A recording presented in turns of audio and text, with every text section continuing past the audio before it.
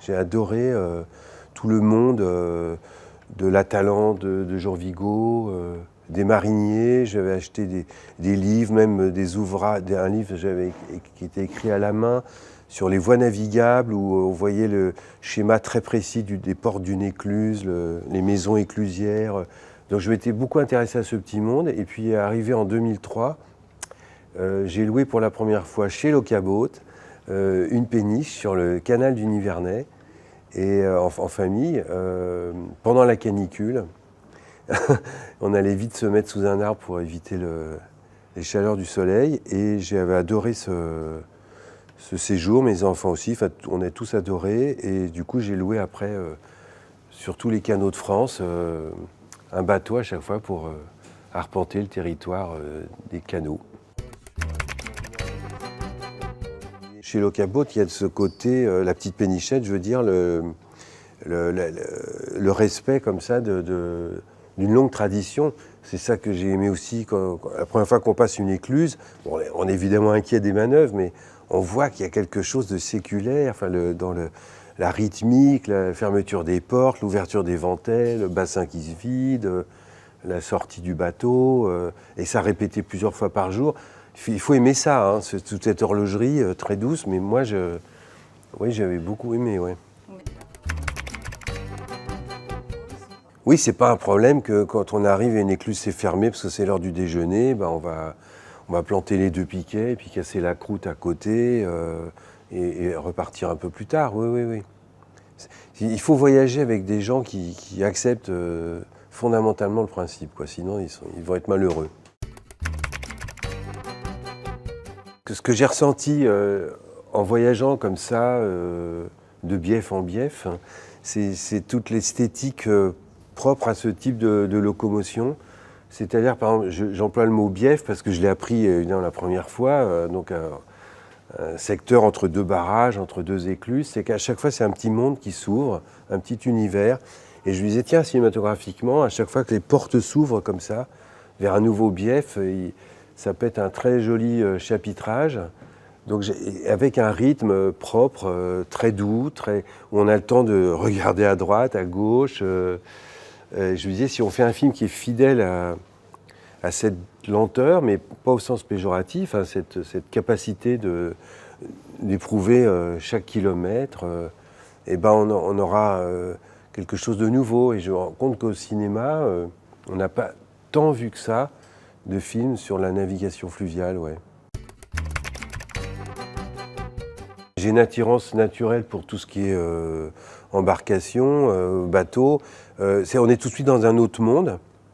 Il y a tout de suite un début de liberté. Je sais pas, on n'est pas sur des rails comme sur une route ou même en avion. Je veux dire, il y a une espèce d'angoisse de se tenir en l'air.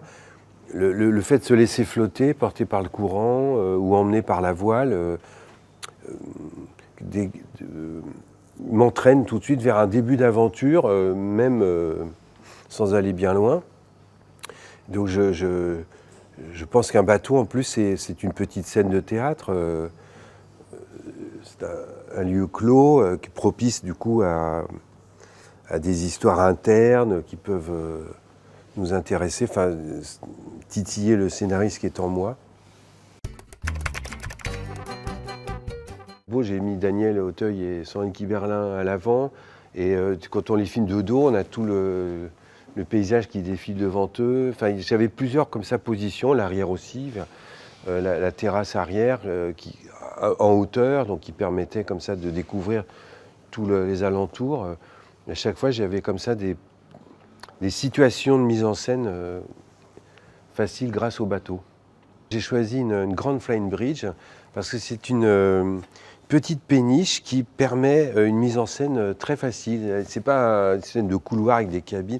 Le fait qu'il y ait un carré central avec toutes les cabines qui convergent, ça permettait des facilités de mise en scène très agréables. Le tournage a été beaucoup plus doux, heureux et tranquille que pour Liberté Oléron, qui était un petit voilier en mer où on cherchait un début de tempête par rapport à l'histoire. Là, au contraire, c'était d'une infinie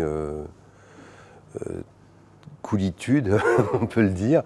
Et ce qui est bien, c'est que comme ça, la tranquillité d'un canal se transmet à tout le monde. Enfin, il y avait une ambiance très détendue, je crois, dans l'équipe. Chez les comédiens, c'est évident. Daniel Auteuil, je crois, était gagné. Enfin, il ne connaissait pas cet univers et il est arrivé le matin très heureux. Il m'avait dit, j'espère que ma joie ne contamine pas trop le personnage. Mais il dit, mais si, ben, aucun problème, puisque ton personnage est réjoui d'être là. Donc, j'ai pas d'anecdote au sens compliqué de galère qui nous serait arrivée. On était même étonnés que tout se passe si bien. Oh, j'aurais bien aimé partir avec Moustaki, oui. C'est comme on dit que c'est un chanteur lent, j'aurais bien vu fredonner. Il aurait pu faire une belle chanson là-dessus, d'ailleurs. Au début, c'est stress. La première, quand on fait pas le malin, surtout s'il y a déjà d'autres bateaux à l'intérieur, on a peur de se cogner comme les auto-tamponneuses. Maintenant, c'est plutôt une pause, en fait. C'est une espèce d'arrêt. On est là, on tient son bout pendant que le bateau descend ou monte. Puis, si le bateau monte, on découvre un nouveau paysage. Donc, j'irai pause, moi, entre les deux. Toujours à la barre. J'adore naviguer. Par rapport à une voiture, il y a une espèce d'inertie du bateau qui est très agréable. En fait, on compense, on anticipe avant. Et après, on pige, ça devient complètement naturel. C'est très agréable. Nivernais sans hésiter. J'aime beaucoup Nivernais et là où on a tourné, c'était particulièrement joli parce que c'est encore un endroit où les écluses ne sont pas automatisées, on fait tout à la main. C'est magnifique.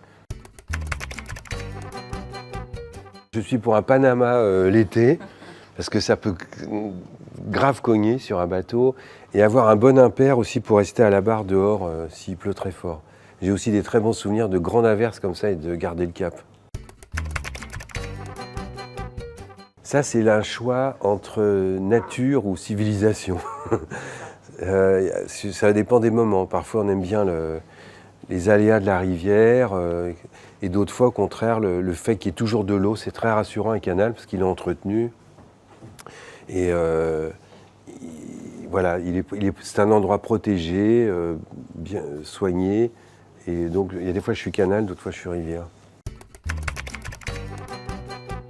Quasiment toujours dans la nature. Les bateaux peuvent emmener beaucoup d'eau potable. On est assez autonome et le principe de planter ces deux piquets, de s'arrêter où on veut est trop bien. Avec des enfants, ils courent juste sur le pré à côté.